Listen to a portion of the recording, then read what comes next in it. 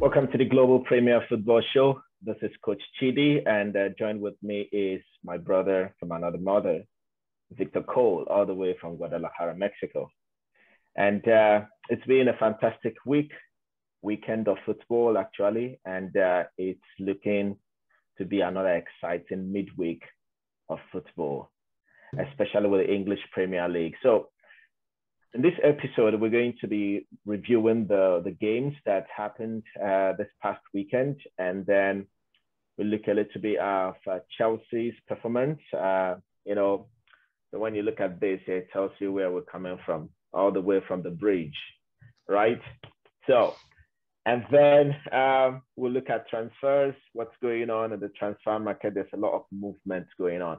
And I think I heard that this is one of the most highly spending transfer windows. A lot is going on. Anyway, we're going to dive into that, and hope you guys stay with us throughout the course of this very episode, and let's enjoy it. So let's crack into it, Victor. There were 10 games all through the weekend, starting with Manchester United playing the first game of the weekend, and coming out from a 2-1 victory against Liverpool. That was a surprise score for everyone in world football after what Man United did against Brentford. But they did come back, win against Liverpool, and back-to-back win for the first time since February this year. They won again against Southampton. What do you make of Man United's performance? What do you think? And where do you think they'll be going to with this performance now?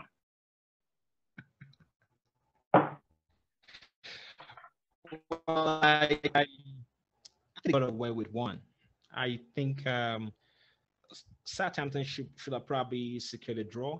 They were just very poor at finishing. They were. But Manchester United seems to be maybe finding their courage.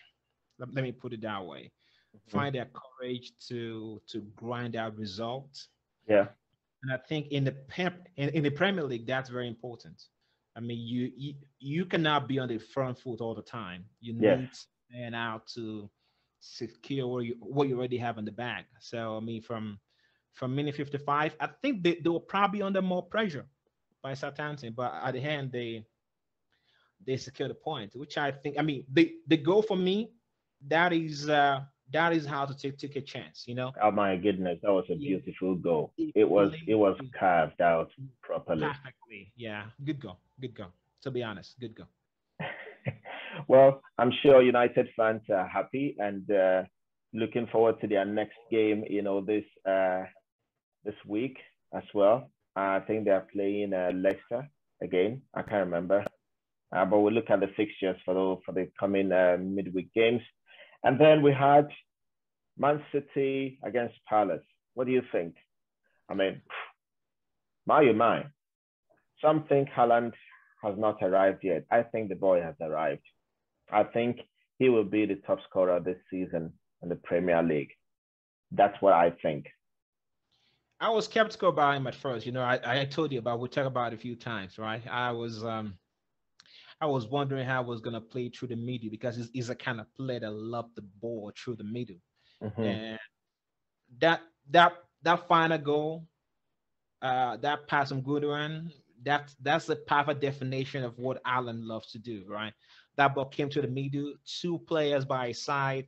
He lean on one, make sure he shield the ball, and make sure that the guy doesn't get to him. Perfect finish, hat-trick. It was a beautiful goal, beautiful game. And the first goal, I love the fact that he positioned himself waiting for the ball, right? Mm-hmm. Maybe you weren't thinking, if you're not a striker, maybe you're not thinking that ball could just arrive in the box, right? But perfect delivery, and it was right there. I just don't know how long Man City wants to continue to back from behind. It's getting worried now, right? I mean, if you're Pep right now, you're probably telling them, I don't want to fall behind. I know you can do it. I know you can score goals, but I don't want to go behind. Trust me. I mean, yeah, it's fair to say that, but of course they're playing against other teams too that are doing business in the transfer market and trying to stay strong in the market. So every day the Premier League teams are getting stronger and stronger. You know, Yeah. they get a lot of players. You see the number of transfers coming in this season. I have never seen that before. A club like Nottingham Forest is almost getting 15 players in. I can't. Oh, There's just like 17 now. 17 now of And they're 24 or not done yet. 25. They're Yeah. not done yet. So, I really pity all the boys that played last season for them and, that won promotion for them. But anyway, as you mentioned, Man City knew that they were lacking something, and that is a point man after Sergio Aguero. And they have done good business in bringing this guy in for just a mega amount of 50 million, I think so. That was his buyout clause, or it's not even up to 60 million, right? Yeah. So that's a good bargain for them. And well, I think Palace would have been thinking they had it, but when you play Man City, you can go to sleep. Must be on your game throughout 90 minutes, 92, 93 injury time. So, and then comes, let's look at Liverpool. Liverpool made a mess of Bournemouth. I pity Bournemouth. I pity Scott Parker. They have 3 points, but they already have minus 14 goal difference. That is a concern. Yeah, and remember when we did a season preview, we had mentioned that they probably one of the themes that will go down, right? It's Premier League is a different ball game, right? I know it's not easy for newly promoted team, and we understand why Northampton Forest are trying to do whatever they're doing right now. Yeah. You have to make sure you secure your stay, which might be very challenging, right? But 9-0, it's a lot. It's a lot of goals to concede. They simply they they were flattered. I mean, I don't think the heads of the players were in the game after 5-0. I mean, it's difficult to pick yourself up and try to get a goal back. It's tough. I hope they're able to bounce back from this because it's a huge, heavy defeat. But maybe they'll try to put their heads together. When I look at Bournemouth, I always look at the lineup. I don't see any recognizable name in Bournemouth's lineup. I think that's been faithful to the players that won promotion for them, unlike Nottingham Forest. Nottingham Forest is like, no, we are here and we're going to stay here. And they have been back and forth, buying. The other problem that could form for Nottingham Forest is if the team, does not gel together or there's no chemistry, that could be the problem. And maybe that is why Bournemouth they have not made this huge change, in their playing staff. So, but yet still 9-0 against Liverpool, it's a lot. But for me, the surprise of this game is that Mo Salah did not get one goal. That's a goal. Yeah. Not one goal. Not even an assist. That is disturbing. And for me, I think Mane is gone. Mane was the hard worker, without doubt. That's my opinion, though. Although Salah works hard, but I think there was a bond. It might not be this romantic friendship between them, but I think there was a football bond between them on the pitch. So it could be Jota, it could be Firmino, or it could be whosoever. But I think two of them had something going on the pitch, and that has been taken away. I don't know where Salah will be ending of this season. I don't know, but him not scoring in 9-0, for me, it's concerning. What do you think? Yeah, actually, I didn't see the game, so after I watched the highlights, I found it strange that it's called 9 goals. I look at the name of the goal scorers before I saw the replay, and what happened? And I look at the assist. What's he doing in the game? But again, it's still early. To be honest, I took him out of my fantasy league. I mean, for some weird reason, I wanted to use Haaland. So Mhm. yeah, I mean, hopefully he catches up, but I think the team can rely on him. He will always come good for them. He's a big player, any day, any time. Maybe it's just struggling right now. I mean, we've seen Harry Kane in this position before in August. He's Yeah, always flying blank, except the Harry Kane now this season is different. So hopefully Salah pick up the goals maybe within the next few match games. yeah. Anyway, Brentford and Everton. Lampard. No win yet. No win. Tough one. I think what they're lacking is probably The maybe centre just forward. one step forward, right? Just one more push. I think that's what the team needs. Now the attacking lineup is not bad because they already signed this guy, Mope from Brighton. And Yes. Mope is a kind of energy they need at the top, right? It's not the most prolific, but it's Hmm. gonna get you goals, and he can control the team to play, in his pace. So maybe this is the change they need. I hope they get to keep their top talent, Gordon. Hmm. Uh, if they get to keep him, Cavaloin maybe is gonna recover soon. They are still going to move in the market. I understand they still want to sign Guy. It was a guy from Paris Saint Germain because they Yeah. need that bit of experience to add to what they have, and they already Yes. I think they are left on loan to Besista. So hopefully they will find the right balance. I have I have my doubts about them staying up. To be honest, I think I have them on my list as one of that team. I cannot make up my mind if they will finish 17, or Wow. 16. But we'll see. Wow. That's a big statement. Lampard would be fired before then. Well, they put themselves in this position. They were wasteful spenders, right? I mean, when Rafa Benitez came in and realized the coffers of the club has no funds, it's difficult, right? For a manager to move, so you have to sell. There's so Richarlison try to manage that fund, and other teams will always come for your player. Other teams will always turn their head. It's not Hmm. easy for a manager in that position. Well, it's a tough one for Lampard. I pity him and Everton, but well, let's move on to Brighton, Leeds, and then Arsenal, Fulham. Arsenal, Brighton, it's having a good beginning of the season, a good start to the season, and same as Arsenal. So I don't know where they will end up, but they're looking good at the moment. Brighton, they're playing good football. That's one thing I like about them. They play really good football, and they have a manager that knows what he's doing. Yes, they do. They have manager that understand the game, and I think it's it's an advantage for them, right? Yeah. It is when you know a manager, when you have a manager that knows exactly what he's doing, and I think respect to the players for playing according to instructions. One of the challenges the manager faces, in my opinion, is sometimes players, especially the big names, they try to, play whatever, do whatever they feel, and the manager will start screaming, Hmm. no, no, no, no, no. Do this, do that.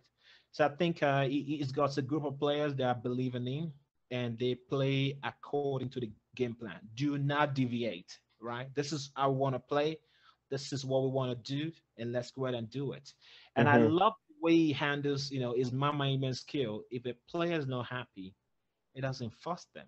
It doesn't force them to stay. It doesn't try to, use his power. I'm the manager. No, maybe we have to have a conversation. In the meantime, you can remain on the sideline, right? Yeah. So if the player shows any sign of wanting to leave the club, let them go. I'm glad Leeds United lost the game because of what it did to us. And I have something against Jesse Match. I don't know. I don't know. I don't know. I'm not his fan.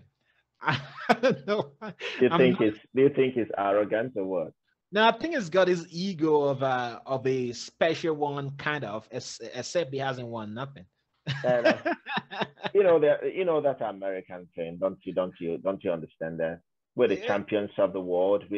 I mean, I go. I mean, no offense to the Americans, but I think I have this in general against them in terms of the ego that they bring to sports, right? You spend time with them, so you understand. Yeah. Just to divert a little bit, when they win the Super Bowl, a game that is only played in the United States, they say they are world champions. It's like, which country did you compete against to make you world champion? They play the baseball World Series, which they call World Series, and and they win, and they say they are world champions. Like, which country did you play against to be a world champion? You must have played against other countries. That's what makes you a world champion. But it's the American thing, and they're world on their home. Yeah, exactly. They're the world's, whatever there, man. Anyway, let's focus on the football people, not the soccer people. Arsenal, though, you remember I said this is probably one of the toughest challenge for them. Yeah. And I was saying if they get you. Oh man, what's going on with you, Victor? Can you hear me? Oh, we're having some technical issues here with Victor. Victor, can you hear me? Oh no. Guys, sorry, I apologize for this technical difficulty, but I think maybe anyway. Yeah, Arsenal, Fulham. I think Fulham gave Arsenal something to think about, and they were thorough. Hey, can you hear me now? I can hear you. I think I lost you for a moment. Oh yeah, I don't know what happened. I think your connection or something, but I think I can hear you now. Yeah. All right. So Arsenal, Fulham. I think Fulham gave Arsenal something to think about. It did. Mitrovic and his company, but Arsenal came good. Where did they get this spirit from? Lucky because I think Leno was bent on getting a point at least, from the Emirates, and he did well. Yeah. But that's the first goal changed the momentum of the game, and for Gabriel to score the equalizer after letting himself down. He scored the winner. The winner. Odegaard scored the equalizer. The equalizer, yeah. After letting himself down for that goal by Fulham, I mean, it was emotional for him too. So I think they probably got a good squad of players willing to again we talk about the way you play according to instructions. The manager, if you watch the All or Nothing series, you can see Arteta might be the youngest manager, but he's a loud voice in his dressing room. He's a big man and he screams at them all the time. He calls them names, do whatever you have to do. After the game, he hugs them, but during the match, he's not their friend. Even if he's not their friend. Exactly. That's the way it should be. He's a teacher. He's the boss. I mean, I'll do the same. I'm not your friend during the match. Just do what I say you should do. That's sometimes it creates friction with people who are not willing to listen. But I think any team, any player that wants to play for a club and wants to play for the manager will listen. I don't think there's too much that the managers ask when they tell players what to do, because they are the ones who see the game before it is played. They are the ones who plan the game. They are the ones who, you come to training, you don't just go to training and you're running around and you're doing whatever you want. It's the manager that sits down and plans with his staff what he wants the team to do and how he wants the team to play.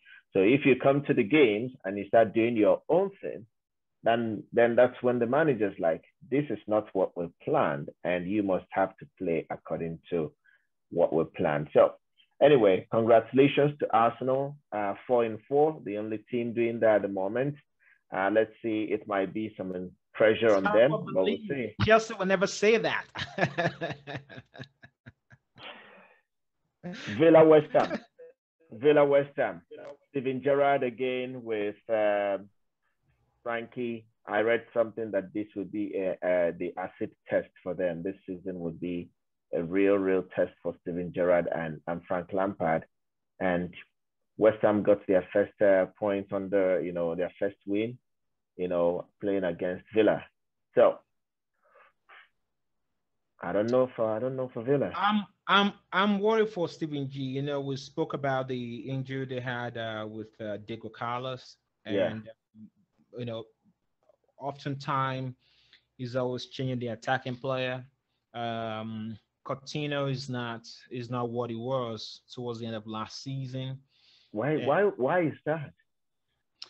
I don't know. It's difficult to pinpoint exactly what the problem is, because again, they almost kept the same players, right? They only had a one or two addition. Their goalkeeper last season was awesome. This season, it's just kind of, maybe they're just trying to find a rhythm, balance in the squad. But I'm beginning to get worried for him now, and because one or two bad results and it pile more pressure. So I mean, if you win two and you lose one, and then you win two, you lose one, you draw one, it's fine, right? Let me ask you. Why did he strip Mings of the captaincy? I think maybe it has to do with the way you interact with the players. Sometimes manager wants you to be a captain. Just be the captain. Just be the leader. But the personalities are different from. I know CBG was a captain. Maybe he's looking for a captain that is similar to him or his own personality. I mean, when you have a captain like Mings, I mean, we spoke about it. He's always making mistakes. I mean, I know that. He does. But you can put him in the same basket as Maguire. Do you want them to continue to be the captain? I think it's an easy choice. If the captain is not playing well, it's easier to drop him. But the difference is, I'm gonna fix this microphone here. I'm listening to you. Manchester United did not strip Maguire of his captaincy. Yeah. Right? At something that I don't know the full context, but the manager must have saw something that it wasn't happy with. I mean, he played at the highest level. So if it doesn't think something is right, then it's not right. Wow. Yeah. Don't you think that affects the dynamism of the team? I mean, when you strip someone of the captaincy, I don't know. I mean, I have played and I'm still coaching, right? I mean, not at the level of Steven Gerrard, as a player, but I think there's a psychological aspect of just stripping a player of the captaincy and the player is still in the club. That'll be fine. It's not like Aubameyang that left Arsenal. I mean, that's different. And I think also it also goes down to the personality. You remember Xhaka? Xhaka was the captain before Aubameyang, right? Yeah, he was. So and then he said at some point he didn't want to ever be in the club anymore. But I think it all goes down to personalities again. Anyway, that's I don't know, man. But anyway, let's move on. Wolves and Newcastle, the big boys, the big money spenders. They just signed a striker, Isaac, from Real Sociedad. And it's the most expensive for Real Sociedad, actually, and the most expensive in Newcastle's history. I mean, he's a Swedish international. We know how he plays. He's a decent striker. I think it's probably about a level they need, so you don't do too much and put too much expectation. Mm-hmm. So if he manages to reach double digits, 12 goals, 15 goals, will be a fantastic season for him. Yeah. Anyway, let's wrap it up here because we still have more stuff to talk about. And this, San Maximan goal. Oh, that was the goal of the weekend. Beauty. That was the goal of the weekend. Beauty, precision. Oh my word! Beauty. I love that player. I love him. Just without injuries, he's top. Spurs doing their Spurs stuff, winning again, keeping the momentum, keeping in touch with top four. I know it's too early to judge, but I think Spurs have a coach that can be able to keep them in that level. They will crack. That's what I'm hoping, because I don't want Spurs to be successful. So every time they win, you get pissed off. Yeah, but you see, when you play, it depends on the opposition you play in as well. I don't expect Nottingham Forest to get anything. Nottingham Forest have almost changed their whole team. I got a chance to see the game. They weren't bad. They were not. Bad. I know. They are not a bad team. Full of And energy. even their goalkeeper, he has made 2 penalty saves this season, Henderson. As a And United, but again, they played Spurs, so I was not they'll survive. expecting. Yeah, I think they will. I think they will survive. They've spent. Their owner is the Olympiacos owner, right? So A lot of money. I a think lot they of money. they are the second highest spender after Chelsea. That's a lot Then of money. Yeah. money laundering. I'm just kidding. No offense. Anyway, oh my goodness, I hope I don't get myself in trouble. Yeah, so Chelsea Leicester. What a beautiful game. Beautiful game. The first time, I can't remember the last time we won a game with 10 men, and we played and we dogged out and we scored after we had gone down. I'm going to say something weird. Do you observe that we had better movement after Mount was substituted? Yes. Even though we were playing with a man down. Now, remember, I think it was the second episode, we spoke about the need to drop one of those 2 players. We have to. Or Harvard. They have to fight for that position. That's the thing. It should be one position for the 2 of them. So the moment there is no more missing Mount dropping in between the line to collect the ball, I understand Mount is the kind of player that I mean, he has tried to adapt himself to playing on the flanks. I get it. But the connection between the wing backs and Sterling become more fluid without play through Mount. I know the players got airful at halftime. I know that for sure, and they probably came out wanting to do whatever they can to win the game. But I think the manager need to consider dropping one of those 2 guys for Broja in the next game. They have to. He has to. He has to. I don't see anything 2 of them bring whenever they are on the pitch at the same time. They should be competing against each other. That's what the game is. When you're in the training sessions, you fight hard to get your spot into the starting 11, and you're fighting against another player who is playing in your position. That is what I think should be happening to those 2, because I think they are being privileged to play consistently and constantly, back-to-back games, and we're not getting results. I mean, this is the first time one of our forward players have scored this season. Yeah, and it was a beauty. First time after 4 games. No, after 4 games.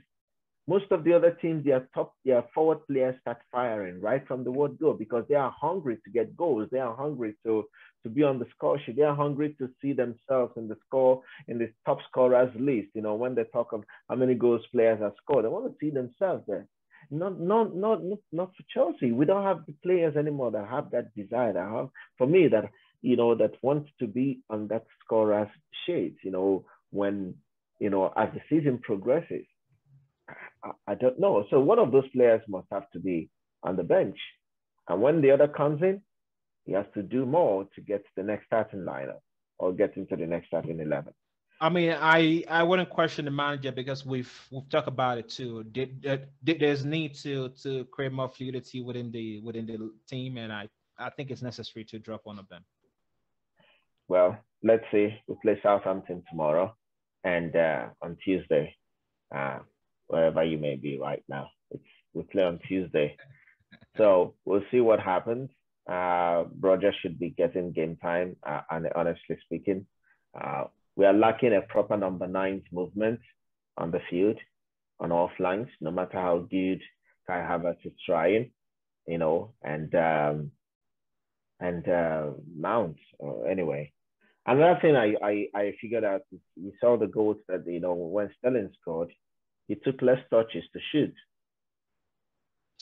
I mean, it's done that few times, right? It's done that, multiple times, right? He's a dynamic player. I think there's need to create more supply to someone that can actually finish. I mean, from outside of the box, it was a lovely goal, but it's not the first time Salah has done that, right? It's done it multiple Mm-hmm. times. Yeah, I mean, he got the ball from Kukurea and boom, before you know it, it was Yeah, in. I mean that. But the thing is, what I'm saying is that he took less touches before he took the shot. There are the other ones that he would take a touch and he would take another touch and he would take another touch, and then the final touch he would blow it over the bar. Because he loves to dribble, he loves to make the vendor slide across. He Oh enjoys man. watching them. I mean, he's not at City. Sometimes people were screaming, Sterling, come. I mean, most of the time it's goals. Sometimes he doesn't, but he does that, making them crawl all the time. He loves it. So He what's the enjoys it. point? We need the goals, man. We need the goals. I was I watching think that's the Ronaldo key. today. He was desperate to get one in that game. It I, was. I was watching Ronaldo today on Sky Sports, Premier League icons.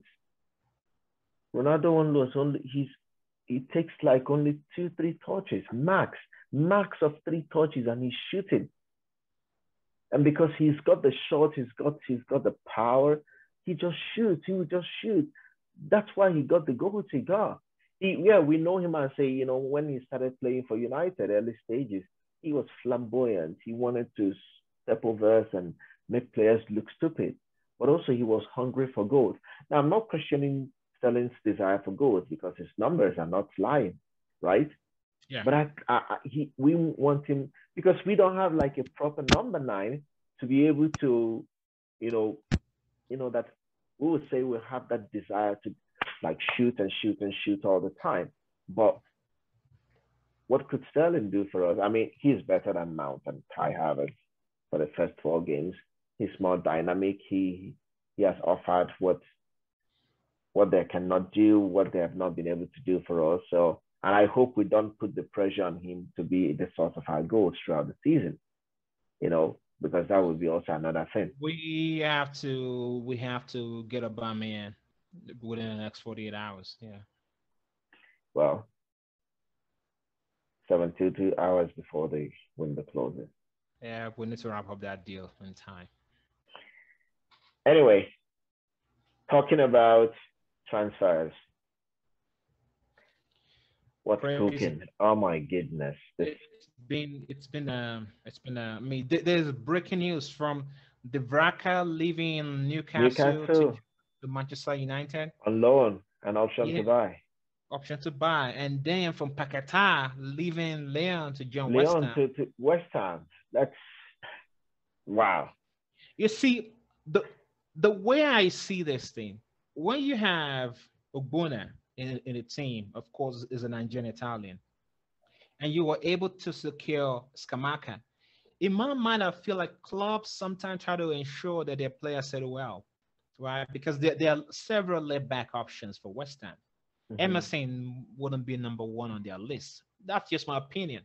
But then you want to ensure Skamaka settle down in London easily, right? So Yeah. if you get a guy who already knows about the league, and then, he's a Brazilian, he's an Italian Brazilian. Yeah. And I think it's easier to attract because he played with Paquetá and Leon last season on loan. Oh, yeah. So I think the clubs, they are very smart the way they connect the dots. That's right? smart. So I want to make sure I get this guy in, but I also want to make sure it sets into the team very quickly. And I think for Paquetá, he's already got Guimaraes playing at Newcastle. They'll tell him life is good in the Premier League. The money is money. It's money. I was listening to this guy on ESPN. I mean, it's like everyone is coming to the Premier League. If Casemiro can make the move from mighty Real Madrid to Manchester United that are struggling right now, what will stop Paquetá from leaving Leon for West Ham? The money is good. There's good life. Let's go. Wow. Easy. This is going to be a very difficult season, though. Yeah, I think for everything, again, that's a beauty of Premier League because every team has the cash. I was listening to a podcast the other day, and it was saying the TV right money for Ayers is about 10 million euro a season. That's how much they made from TV in their league. So Hmm. for them to have cashed in 55 million for Martinez and Yeah. almost 100 million for Anthony, it's itself it is insane that they turned down 80 million bid, 90 million bid as of Sunday. They turned down 90 million bid from Manchester United for a player that is what about maybe 40 million. It's what are you thinking? So I was asking myself, what's more ridiculous? United paying 100, paying 90 million, or highest rejecting 90 million? Doesn't make sense. But now I think they say they wrap up the deal close to 100 million. Is gonna do. I think it's already done his medical. Yeah. On Tuesday. Yeah. I mean, now look at Renan Lodi going to Nottingham Forest on loan. I mean, Yeah. That's massive. that is massive. The what surprises me was when Manchester City lost out with. I mean, when they didn't lose out when they pull out of the Kukureya deal. Yeah. They said they inquired about Lodi, and Atletico Madrid told them no, he's untouchable. But Now, how's I'm he going guessing. to Nottingham Forest on loan? I think as the player pressure, I want to be at the World Cup. I want to ensure I'm consistent. I need to play football. So when that happens, the club don't have a choice because his mind is no longer with the team. So I Hmm. think they will get Regolian, Regolian from Spurs to Yeah. cover on loan as well, and that's it. Done deal. Oh, Let's move on. Reguilon is going to Atletico. Yes. Oh, I see. Now, what's up with Ross Barkley after the whole hype? I when he joined, for me, I don't know why Chelsea signed him in the first place, but he spent 4 years at Chelsea, and now he's gone on free. I ended, by mutual consent, he left. A Yes. free agent. Where do you think he could be heading to? It's sad. You know we had a summer of I think it was the same transfer window for Bakayoko as well, right? No, Hmm. it was in January. Yes. Bakayoko was in the summer, right? He came injured, and Yes. then in the January window we sealed the deal for Drinkwater and Ross Barkley, and those two have been. I don't know which one is more disaster between Drinkwater and Gilaboji. Remember Papi Gilaboji? I don't know, but it's been a mess. Barclay was an amazing talent. We It we is. we know how he played at Everton, and it was a decent player. But I think that there were report about the way he live his life off the field. He's not a very serious individual. But I think it's the best decision. I mean, because those guys are on ridiculous wages. Baba Rahman is still within Chelsea. Their wages are way too much that a smaller team cannot afford them. So I Hmm. think the best thing for the club to do was okay, let's pay maybe 50% of your wages this year. You cash out, you can join a smaller team at a decent wage. Adios. So let's see. Let's just to wrap up this episode. What do teams need for the transfer window ends in 72 hours? You know, what do teams need? Chelsea. Let's start with Chelsea. You and Uh, I, we have talked offline a lot about yes. this Chelsea thing. But what do you think Chelsea needs right now? It's tough because the once the transfer window is about to slam shut. Even if you try to get a deal in, you have to always consider that the team the players coming from they will need a replacement, right? Hmm. And even if you're offering serious money, if they cannot secure a replacement, it's difficult for them to sanction a deal. Yes. So if you're looking at I mean the kind of players that you want Chelsea to attract, we're talking about the young. And that deal may never happen because he probably want to stay. But the funny thing this morning was, I think it was in London. He took a flight with his wife to London, and there was breaking news: the young is heading to London. except they said he was attending a party because their manager gave them 2 days off. So, I see. but it's strange. We've got a few more days, and then because later on they said it wasn't a wedding, they said it was just a vacation. I mean, if you're taking vacation to London 2 days before the end of the transfer window, it doesn't make sense. So let's see. Hopefully Chelsea strike. I have a feeling that we will we will make a move. Apart from Aubameyang, maybe Gordon too. We don't know yet. But I think we might sign 2, 3 players before the end of the window. Wow. I think so. So what do we need? We need a center forward because we're not giving Broja time to play. And we need a holding midfielder. That's a tough one. We don't know who that player is if there is ever a target for one. But we know Fofana is already done. There's a player that I have here. He plays for me here. He's a very, very good holding midfielder. I think he can fit him. He's from Cameroon. You know, his name is Rodri. He was raised up in France. A very, very good player. Very, very good. He could shout out to Rodri. Next up talent. Yeah. Anyway, I don't know which other clubs are in need of players. Man City seem to have wrapped up deals. If they can keep hold of Bernardo Silva, because again, it's weird. No, they're not. I just read from. But it doesn't depend on them because here's it. If De Jong is leaving right now, if De Jong finally agreed to maybe take a pay cut, 50%, it's gonna stay. If it doesn't take a pay cut, he has to leave. So let's say, for example, Chelsea pulls 75 million on the table. That's a lot of money for Barca to go after Silva, and they have no choice. I don't see City selling. No. Let's see. I think City they're on a mission, so I don't see them selling Silva. They don't want to sell. They don't want to sell any of their player. Not Jesus, not Sterling. But again, at that level, those were not consistent players. Those were not like they don't play in, week out, and especially in their top games.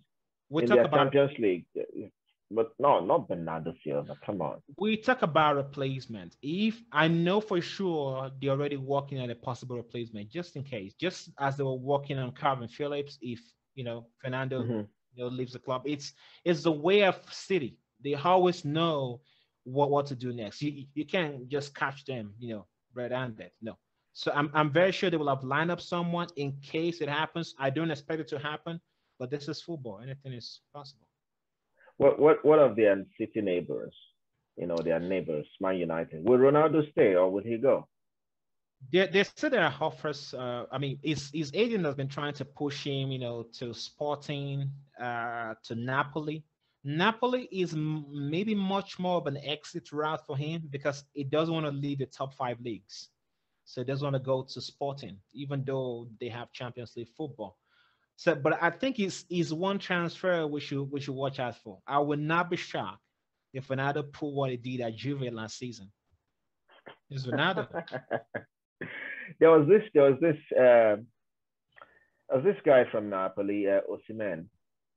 Do you think that guy can play for Chelsea?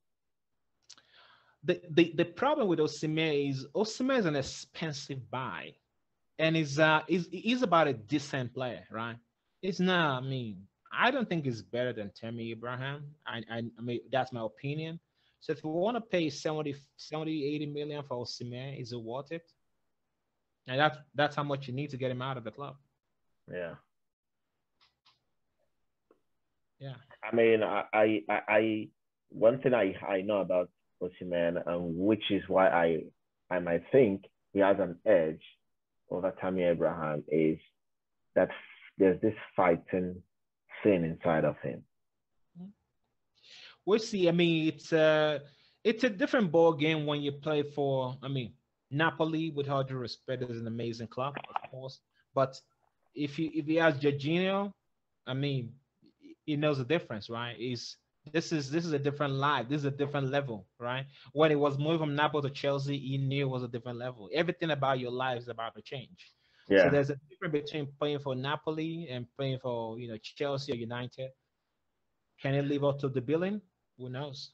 I mean, it's just desire. It's just the desire. It's just that instinct in the player, that desire from the player that he really, really wants to succeed and he wants to put in the work and he's not scared. He's not scared of shoving bodies. He's not scared of putting out his foot. He's not scared of sprinting, making those runs and everything. I think it comes from the inside man, the player wanting to do more than maybe he is required to do to be able to succeed. That is why Brazilians are always exceptional because they come from where like, oh, I'm going to like put in work here. I'm going to do this. I'm going to push. The way Jesus plays is like this guy's got fire in him and he wants to do that. The way Diego Costa does, he plays, he has like fire in him. He wants to do that, right? I think Osimhen has that. But Osimhen is not coming from an environment where he had everything, all working out for him and all the stuff. Of course. It's just my thought. It's just my thinking, right? But I mean, one top team will eventually go for him because there's a shortage of players with a profile of Osimhen, right? They're very. Yeah. I think, yeah. Yeah, it's very difficult. So you have to, because we're talking about players with pro like Lewandowski, Haaland. They are difficult to find. So hopefully it can get there. But I think a top team will come for him soon. Again, I think it's down to the price tag. If this guy is about 40, 50 million, and you can get a deal done, believe me, they will have.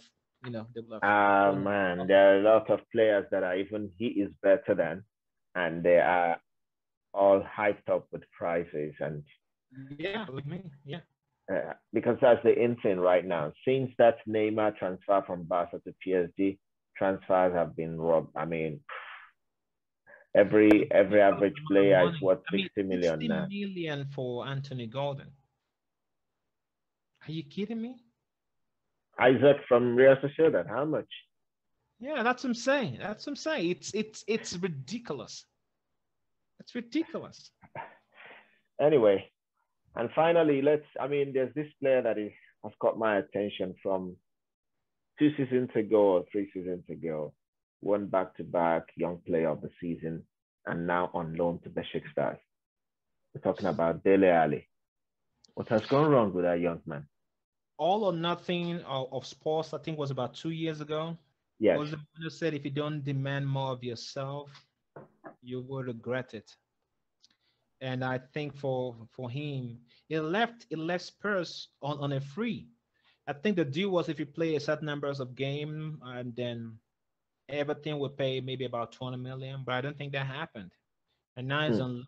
He has to figure out his life. I think the club, they have passionate supporters in Turkey, and maybe he can use that to wake up his inner Dele Alli, the inner spirit, the what made him be Dele Alli that we know from MK Dons. Yeah, that's what it needs.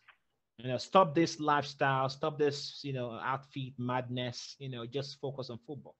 I mean, they're always carried away. I don't know if there is anyone guiding them, like talking some sense into them. Because money gives power, and when you're making it at a very young age and no one, it's like, trying to mold you, trying to guide you, trying to at least mentor you or tell you, hey, if you're stepping out the line here, you have to refocus. But it's easier for players to go from here to down there because of their lifestyle. It's so easy. And anyway, I really feel bad for him, but that's all we've got for now. This week's midweek games, what's your prediction? What do you think? I mean, tomorrow we are Palace plays Brentford, Fulham, Brighton, Southampton, Chelsea, Leeds, Everton. 3 games I'm looking out for this midweek. I believe United play Leicester on Thursday. Mm-hmm. I want to see what happened with the money Leicester will get for Fofana. I'm trying to figure out what they would do with 3 days ago before the end of the window. So maybe they can reinforce, and one will have known the fate of Ronaldo by then. So let's see. And then Newcastle Liverpool. Newcastle Liverpool is another game. I'm looking forward to. It's gonna be a lot of speed. I want to see how Trends and Maximan We'll will get battle on. out It will against. be a fun game to watch. It'll be a West fun Ham game. Tottenham London Derby. Yes, that's another one. So we will probably see. Maybe they will register Paquetá in time. I'm not sure yet. But they announced the signing today, so you should be Mhm. ready for the game. We'll see. We'll see what that game should look like, and maybe the Italian boys should be able to tell Moya one or two things about Conte. So we'll see. Man City Forest. But you're not giving me scores though. You're not telling me who is winning. Okay. Tough. Leicester Man United. Who wins? Don't give me score. Who wins? Leicester City, Leicester. Liverpool Newcastle. Liverpool. West Ham Tottenham. I want West Ham to win. That's what I wish. You know, just as you were speaking, your voice dragged. So I think Tottenham might win. I want West Ham to win. It's my way. I mean, I need to see Spurs lose a game this season. I want to see how they handle themselves. No problem. It will come. Maybe West Ham might do that favor. Nottingham, Man City, or City Nottingham. Of course, City will win. That's what we think. Yeah, that's what we think. But you never know with all the changes that Nottingham are doing. But I'm I giving mean, it I City. love the way they play. So to be honest, I think they've been unlucky with the results. Mm-hmm. But for us, they are not a bad team. They are not. They are not. Yeah, I think they'll survive. Arsenal Villa. Woof. Stephen G. I think their misery will continue. Arsenal will win maybe 3-1. Bournemouth Wolves. Bournemouth. I mean, they may surprise us, right? You never know. That's why we love the They Premier may League. surprise us. Yeah. Yeah, and they're playing at home and the vitality. Yeah. But I think Wolves will win, or at worst, Wolves will get a draw. I don't think Wolves will lose that game. Leeds Everton. Everything needs to be better than they did in their last game Mm-hmm. against Brentford. They need to play to secure the maximum point. I Yeah, mean, they need to go for the first win. They need it. So hopefully they I can do. think it's going to be an open game because Leeds will come out playing and Everton will come out playing. They will not be And I holding think back. Mope should play that game for So Everton. the team that runs faster will win. Southampton, Chelsea. Chelsea will win, that's for sure. I don't want to think anything otherwise. Except Depends. you. Yeah. Well, Depends because again we don't have the second number 6. Will the manager stick with the formation he played against Leicester? We'll see how that plays out. But if you yeah. ask me, I'll probably play the 3 at the back, and I'll drop Jorginho and Ruben into that midfield position because I don't think Kovacic is ready for an entire match yet. Yeah. So those are your best 2 options, and get mad out of the team. Let's play Broja. Let's go for it. Yeah. We have to. Fulham Brighton. That would be a good game. Yeah. Brighton's the decent team. They're a decent side. They always try to compose themselves. I think they'll win the game. They will. Brighton will win 2-1. Oh, okay. I'll be looking out for the scoreline, and I'll see if you get a better scoreline. Fulham have been fighting hard. They've been in Premier League and they've descended and come back again, gone back down and then back again. We'll see. Crystal Palace Brentford. This would be a very, very good game to watch as well. Yes, I think Palace might make a move or 2 as well in the window. We'll see. They're bidding 27 million for Conor Gallagher. Yeah, and we don't know. Maybe they might get Aaron Bissaka if United found a replacement to support Diallo. So we don't know yet. But I mean, those are 2 good managers, right? Yeah. Yeah. It's going to be an open play. I think it will be an open play, not one sitting back and trying to hold. But back, I'll go for Palace to win. I'll go for Palace. Yeah. I don't know about that. I think it might be a draw. But Anyway, brother, 52 minutes into the show, this is where we call it a day or a night or a midday, wherever you may be. All right, guys, thank you so much for tuning in. And please do us a favor, like, subscribe. This is very important for us and what we're doing here. Share as well with your friends, and if you have any suggestion, comments, just put it down in the comment section.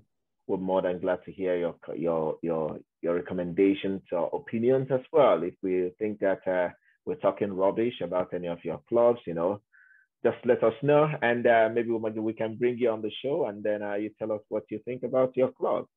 Maybe your club is not so bad the way we talk about them, or maybe worse than what we think. Anyway, thank you very much, everyone, from wherever you are, and thanks for being part of our journey. Thank you very much, and have a good day.